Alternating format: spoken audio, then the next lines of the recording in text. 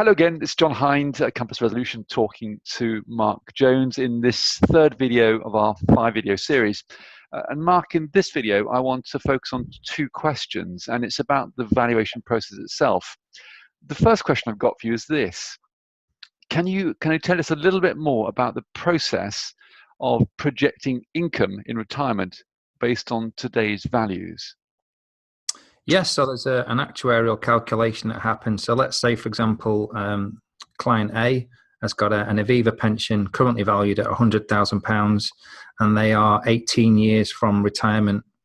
Our software will take that figure and it will evaluate that over the timeline, so over the 18 years, taking into inflation of around 2% or 2.5%, and also net returns on that investment of around 3.6%. So the software will easily calculate what that plan's going to be worth at the client's retirement age. But don't forget, that's then just a pot of money. We then need to convert that lump sum into an income in retirement. So we would look to then annuitize or to take an income from that pot of money based on a current annuity rate of someone at age 65. Obviously, there's lots of variables between now and age 65 for that person. They could become ill. Interest rates may change, inflation may change, but we're taking a snapshot in time of what that pot would be worth if that person was 65 today and they were taking that lump sum as an income today. Okay, I think I got that. Yeah, that's pretty clear. In which case, can I move on to the second question?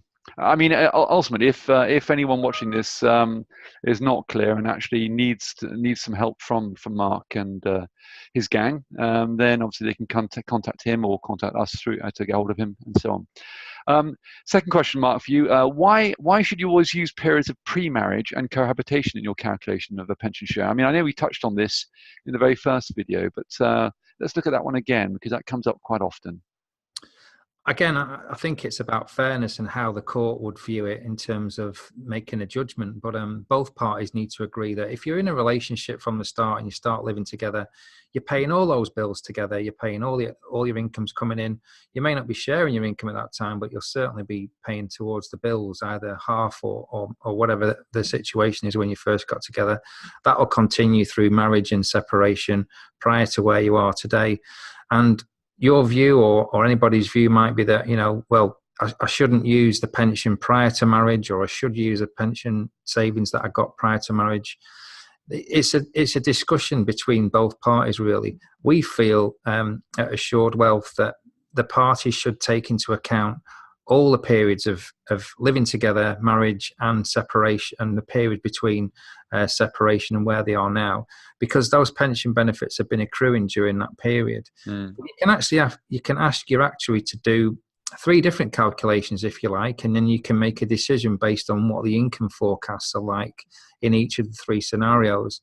And then it's a case of, which one do you feel most comfortable with, and then taking that from there, really. So the actuary will produce a report with pensions from the start, so when you first started to live together, and then they can exclude the first part, the cohabitation and the separation. So you'll get 3 different figures, 3 different capital values and 3 different income figures in all 3 scenarios.